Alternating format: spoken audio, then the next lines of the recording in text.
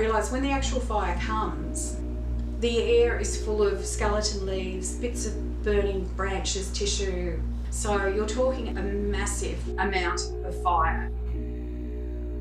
It was making its own thunderstorms. It was making its own lightning. Everything here burnt on this side. You can see this was a beautiful parkland that people could camp on. And that house was completely destroyed there. The fire got up to the one on the hill. It ringed that completely, but they stopped it actually getting into the house, which was amazing. This one obviously is gone. All this was on fire. And my neighbours, as you can see, they all burnt.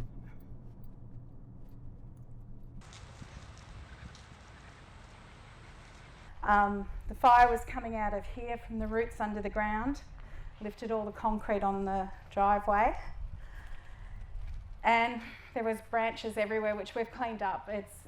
We've done a lot, believe it or not. It doesn't look like much. The windows were burnt underneath and blinds went through them, so this was a double window, but it's been smashed to pieces.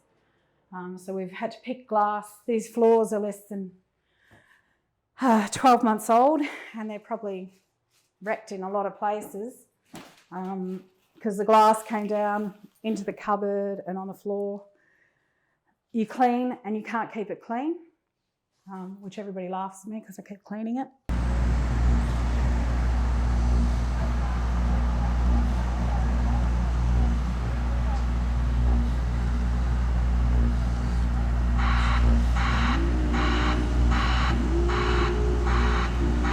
After the fires, we were evacuated a day and a half before the fires hit to a friend's house, and we lived there for 3 months. So yeah, we were sort of desperate to get our own place, which this is community housing.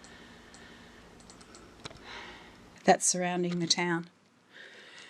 So that gives you an idea of how high the fires were. Listen, it's not over, we're still struggling here, but it's been a long, hard fight for anything if you're from Sarsfield.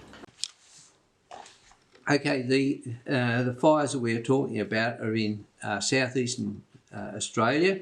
Australia and Victoria is that part there, and we are in approximately that location there. The fires basically were in that area, quite a large area, and the ones, there were also fires at the time that went all the way up to there. Okay, and then in Victoria, where we actually are, is Bensdale, and Sarsfield is there. Bensdale is a regional town with tourism, agriculture and horticulture being its main income, and then you have the smaller villages like Sarsfield with forest and farmland around them. The people in these places are more resilient. They're used to hardship of drought and, on this occasion, fire. We've lived in the country for about 50 years, and this is the third bushfire we've been near. It's scary, but it's part of life. Our preserves that we get off our orchard, the fruits off the orchard, and we make a few jams. We've got some honey that is made, homegrown tomatoes, syrup, store a bit of wine in here. It's pretty much fireproof too. The inside walls, they're really, really thick. I don't know, pretty thick. It's supposed to be good for fireproofing, but we haven't tested it, and hopefully we won't. We were lucky it stopped before it got to us. The fires have seemed to be much more horrific. They've just become so much more powerful and so much more frightening. Once upon a time it was sort of the odd occasion, but now it's becoming more prevalent, and you can just see it. The whole thing is changing, the ecosystem, and well, it's become scarier.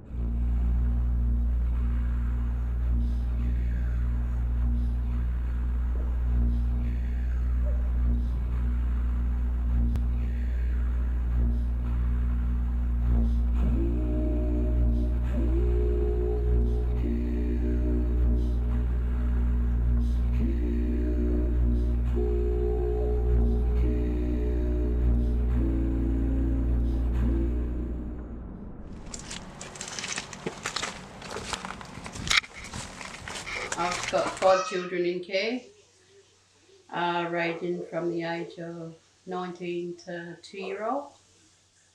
There were kids' Christmas stuff that was still there. A lot of our stuff was still there. The dining area. So then this here was the wash house. The house had probably been in our family for about 25, 26 years. So my mum and dad lived there. I moved out there after they'd passed away.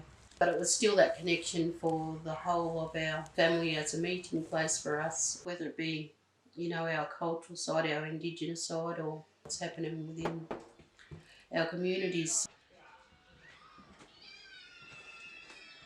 This is my nephew's room. This is Dylan. That's Dylan here. And that's Azariah there. Azariah. Azariah. We're living in town now and, you know, smaller house. It's just not that same feel, you know, that we had out there. It's not that open environment, you know, you can go at the back and sit and enjoy the environment. It's just, we just don't like it in here, so.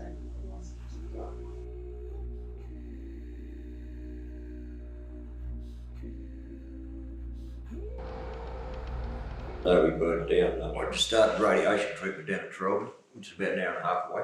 I had 6 weeks of radiation on my neck. And your head was just swimming, you know. I'm worried about Les with the radiation and worried about up here. Oh, God. We'd come back from radiation, wasn't it? That was before we even started cleaning up. True. All our fences down, everything's burnt. There used to be a carport down there, 3-bay carport, and then there was a house just here. After I finished radiation, we got a caravan set up in between here and the caravan. We sleep in the caravan and live in a shed here. 26 years we've been out here and it was just devastating. Devastating to lose everything. But 6 months later now, and even now, we write everything down because, you know, it's just so much to comprehend still in our head. Even to go shopping, I've got to write it down, you know. I would go into town and think, why am I here? This is just everything from proving who we are, insurance things, date of births, everything required 2 or 3 copies of everything. This is the original one that they did for the relief centre. When the fires went through, if you rang your insurance company, they said, oh, due to the floods and fires in Sydney, there's a backlog of, you know, cases, so we'll get back to you, please leave your number.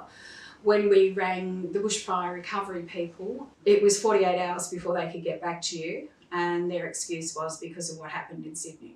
So the media and the government was sort of focusing on Sydney, but Bairnsdale and Sarsfield, we were forgotten. Yes, we feel as though we've been forgotten by the government, and everything's so slow in being formulated. I'm still waiting for counselling, which I applied for in January. I still haven't heard anything. It's just a waiting game. Just a waiting game. It's just deflating. And you just feel deflated and defeated most of the time. And you're banging your head against brick walls with all the paperwork and all the bureaucracy that goes with it. Soul destroying, I suppose, is the word you'd use. It's the hardest part. It's just not being able to go home, to feel like you're in transit still, that you're just waiting. You feel like you're in a motel waiting to go back to your life, and your life's just stopped. And you've got this other life that you've got to live, which has got all this stress involved. But there's nothing you can do about it. Your hands are tied. And every time you try and get 1 foot forward, something else happens and you knock back 100 squares again. So it's difficult. It makes you quite crazy. Australia has a predominant of eucalyptus or gum trees that have grown over time to be resilient to fire. You can see within days of a fire the plant starts to shoot, and then they will regrow new trunks from those areas. There's gums, but no wattles. Wattle. Another tree that is predominant in our forest is the acacia, which we call a wattle. Its seeds need the heat and the nutrient from water that has ash that then stimulates them, and within a matter of weeks it starts to shoot. Here shoots everywhere. So it is renewal of a forest. The old rubbish gets burnt and goes back into fertiliser on the ground, and the understory that would stifle the forest is kept in check by fire with lightning, and the Aboriginals used to do it as well. Growing up in that and hearing from the old people, you know, to do the burns, you know, they knew what time of the year to do it. There's different times and plants and that you've got to take into consideration whether they help fuel the fire and that. So, yeah, for the government, to not be looking at the Indigenous side of the way they do the burning and offs and all that is, well, it's paid, hasn't it?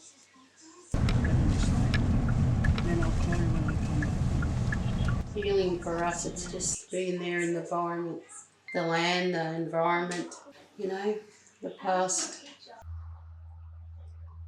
I feel good when I come out here, you know, even if it's just coming out here to sit in the car. It's still that connection I still feel I need to do. You know, some days, you know, you get a bit down and still, I feel I need to still come out here and have that connection with being out here. Still, I think we all do that, you know, within our own space of time. You know, at the end of the day, for me, it's, you know, the resilience, you know, you got to keep living, you know, because our parents always taught us, you know, be strong within ourselves, within our beliefs, our culture and all that stuff. We've just got to keep going, you know, no matter what the situation is. It's about you doing better for yourselves, I suppose, and not letting that negativity, you know, take more of you than what needs to be.